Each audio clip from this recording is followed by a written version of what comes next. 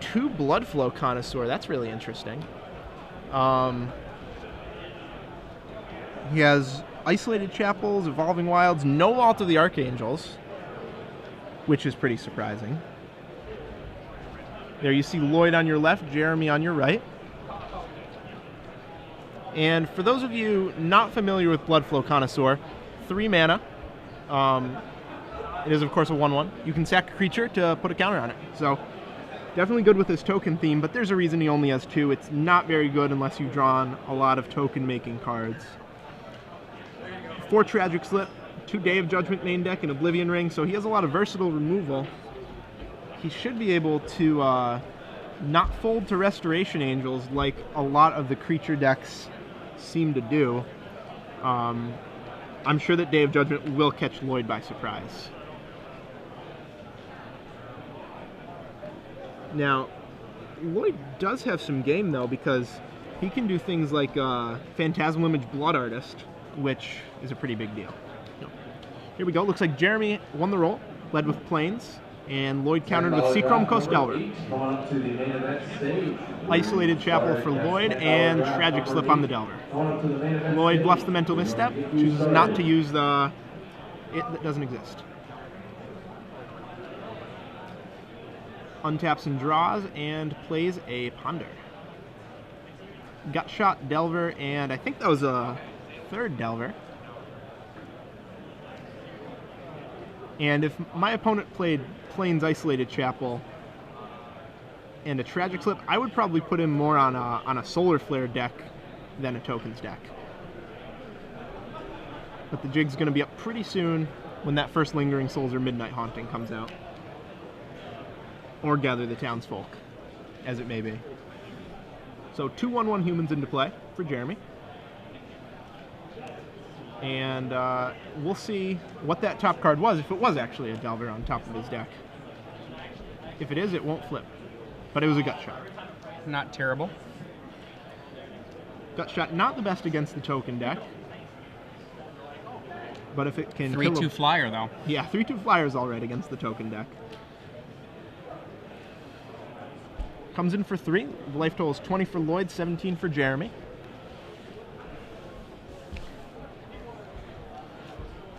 And wow, ships the turn, no 3rd land. I'm not sure about his decision to keep those cards with his Ponder. Sure, it had an instant, but he had to know that he wasn't going to make his 3rd land drop. I'm curious as to what his hand is. See 2 mana. Is it going to be a Gather? Nope. Looks like... Oh, no, I think that is a Gather. Yep, there it is. So 2 more tokens for Jeremy, and he would love an Intangible Virtue right now. Blood Artist would be fine, too. And we see our first Gut Shot. So 1 token down. And Snappy Blood... Snappy in that as well. So both of these players are 5-0 right now. And we see 5 damage coming on in. Yep, so Lloyd... Another Delver. Trying to race back, but I'm not sure how effective this is going to be. He just brought himself to 13 to kill 2 tokens. I see an Honor in Jeremy's hand now. Land. Maybe I didn't see an Honor. It looked like an Honor to me. I don't think this deck plays Honor of the Pure. That was the one thing that I saw that really surprised me about this deck. I must have missaw it. It looked like an Honor to me. That might have been that funky Plains on the left. That is pretty funky. There's one thing it is, it's funky. Delver does not flip. We see the Doomed Traveler hanging back. Yeah, and Jeremy will be more than happy to trade that Doomed Traveler for a Snapcaster. Dead Snappy. Take 3, go to 9. 1/1 Spirit for Jeremy. And draws a Moorland Taunt. Are we going to see a Blade Splicer? Ooh, Sword. That's a dangerous card. Yeah, against Jeremy's deck, he has 4 Tragic Slips, one of which he's already used. He has 2 Day of Judgment and 1 O-Ring. And that is it.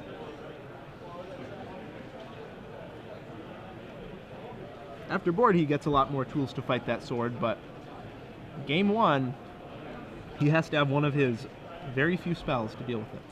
Evolving Wilds drop into play. In come the 2 ground pounders. Soldier, soldier. Lloyd drops to 9.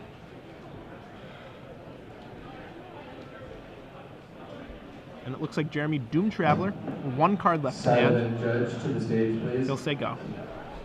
Wow. 1 card in hand. Oh. And Delver flips. This could be a threaten for the kill if Jeremy does not have an instant in his hand. That's not true, actually. He needs to have a Vapor Snagged because of that 1 token. So first, let's see what you got. It's a Tragic Slip. It is a Tragic Slip. I see a Gut Shot in Lloyd's hand. Morbid, though, importantly, not enabled on that Tragic Slip. I think we're just going to see the sword activated on a Delver here. It won't be blockable. We'll, that land drop, maybe, let's see. Equip. Yep, equip.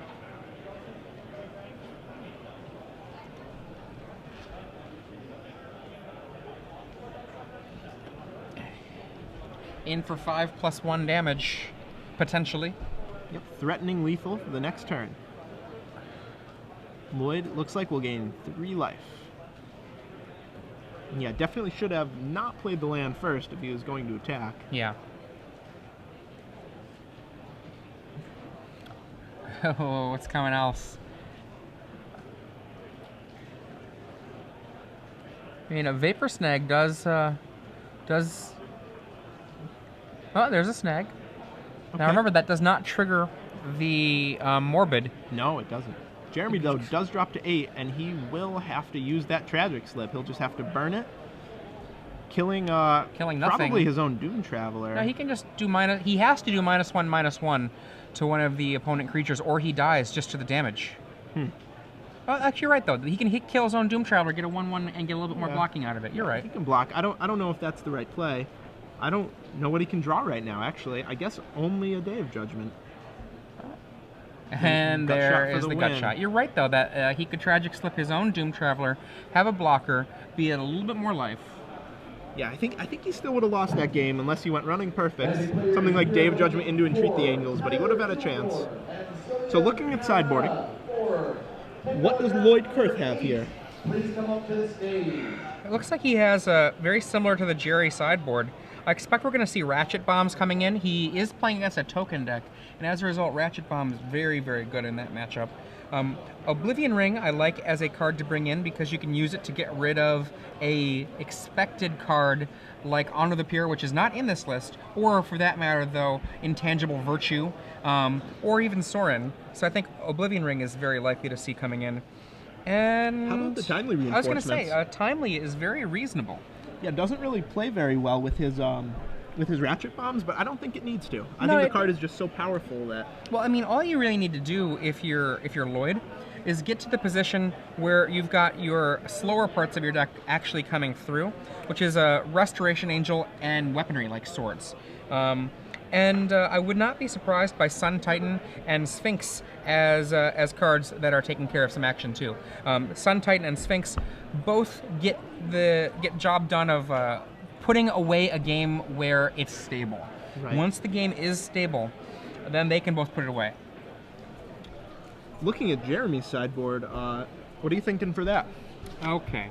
Well, with Jeremy, one of the things that he's going to probably want to do is bring in Go for the Throat. Go for the Throat, very, very good answer, not only to cards like Restoration Angel, but also if he has been paying attention to the metagame and seeing that people are trying to go over the top in a lot of these games, the use of Go for the Throat to stop whether it's a Sun Titan or a Consecrated Sphinx, but especially a Consecrated Sphinx, is really a big deal. And he just got kind of torn up by a sword. These days, it's actually pretty uncommon to see only one sword, which is the exact number that Lloyd Kurth is running.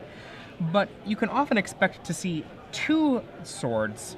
And so I would expect to find at least some answer to that, so maybe some combination of Oblivion Ring and Revoke Existence would be what he would go for from there.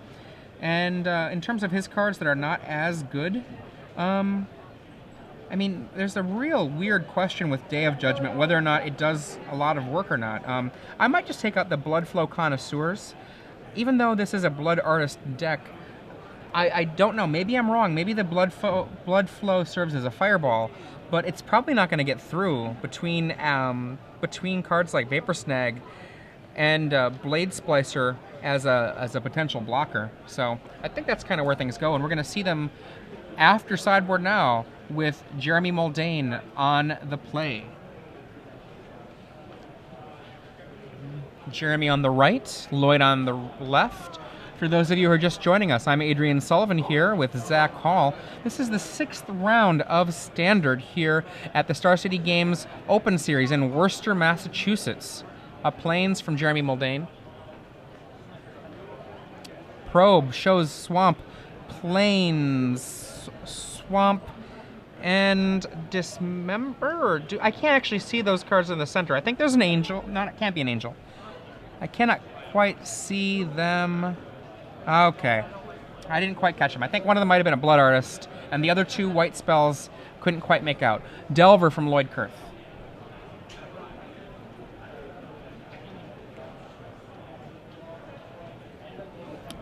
I know that I couldn't quite see them from the probe. Could you see exactly what those cards were?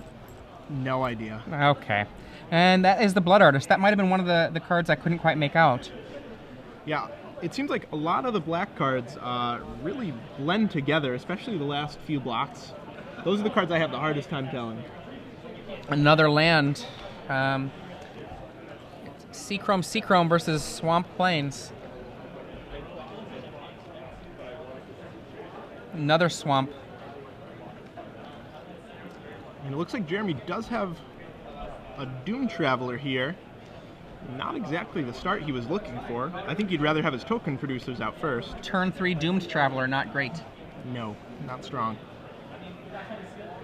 Is that weird Plains in his top of his hand? I think so. Or was it an intangible virtue? I couldn't. So Jeremy doesn't offer the trade of Blood Artist for the Delver. Maybe now he's wishing he did. There's the Timely. There's a Blood Artist, a Doomed Traveler, 6 life, and 3 soldiers for Lloyd. How about that? 1 less creature, 1 less life. What do you think of the design of Timely Reinforcements? I think it's awesome. I mean, I'm going to tell you that having been a player who was running red when that card was printed, I definitely wept some crocodile tears, but... you know, yeah. It's a good card. It's a very well-designed card. And I have... oh, what do we got? Soren? Day of Judgment. Wow. That is... oh. Trigger Blood Artist 6 times. That is crazy. How's that for anti-timely reinforcement technology? Wow. So, you know, I at first I questioned the inclusion of Day of Judgment in this deck, but I'm sold right there. And he gets his token. Like you said, there are a lot of creatures in this format right now. Most of the decks are creature decks. And he gets a 1/1 from Doom Traveler, too. And we got 4 mana, perhaps holding back an Angel. Oh, just maybe. And if not an Angel, a Moorland Haunt token. I think I see a Tragic Slip in hand for Jeremy Mulldane, just drawn. Yeah, that's an intangible virtue. In for 2. I believe that's a not tapped. It is not tapped, but it does not matter. And Vapor Snag takes care of the 2/2 flyer. Yep, Jeremy drops to 21. And says go. Say go. 3 mana makes a Spirit. Yeah, the spirit of this poor, dearly departed Delver Delver of Secrets. Yep. Jeremy's 2 cards are Tragic Slip, and Jeremy tragicked it. Okay. We just need one more person for Interesting use of the Tragic Slip. I think he could have held off on that for a little bit. Legacy Challenge. So if you're interested, make sure that you make your way At 22 life, if you draw something like another Tragic Slip, you can take out a pair of bigger creatures.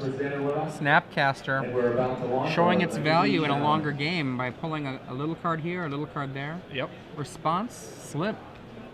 Wow. Down the stairs. And here's what you get to see. What did he reveal to the probe? I didn't quite catch it. I don't know what that card is. Maybe that was an Entreat the Angels? I don't think so, though. He flashed it very quickly.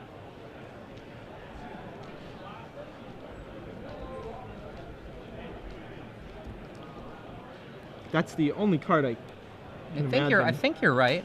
It could be an alternate art on some other card. In for 1, down to 20 for Jeremy Mulldane. No tragic slips to use on that. Look at all that flooding there. Yeah, Lloyd is seemingly out of gas. Now, if that is an Entreat the Angels, then we're looking at an Entreat for 1 currently. 1 more mana and he can Entreat for 2. Yeah. Have to imagine he'll go for that if he draws another land. I see no reason to wait around for 2 more lands.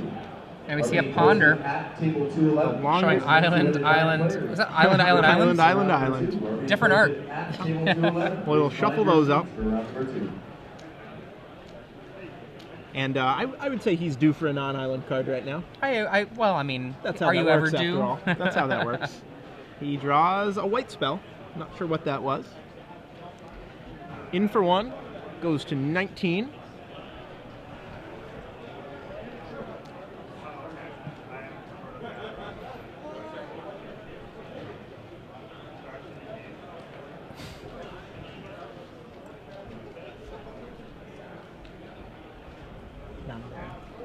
And we see an artist. Yep, not that impressive turn 8.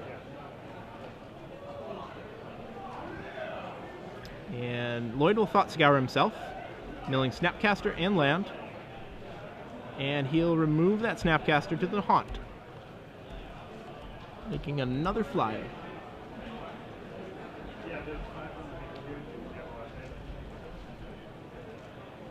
In for 2 comes Lloyd, dropping Jeremy to 17 life. And right now the player's in a strange standstill. Lloyd just slowly building up his hand while Jeremy just tries to draw anything. Lloyd with 2 mana leaks, so that Entreat the Angels will not be resolving. Blade Splicer.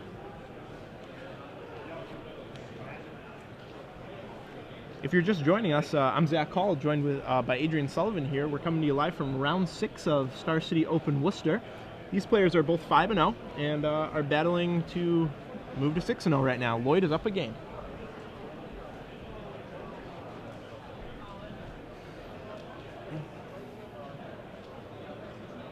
Two mana, another Blood Artist. Wow. So Lloyd sort of has to be careful with 2 Blood Artists on the table, doesn't he? It's actually really crazy what can happen if something like a Day of Judgment goes off. Yeah. 2, 4, 6, 8, 10, 12 life would get sucked away. Yeah, I mean... That's just currently. If Jeremy draws something like a Timely Reinforcements, all of a sudden that's lethal.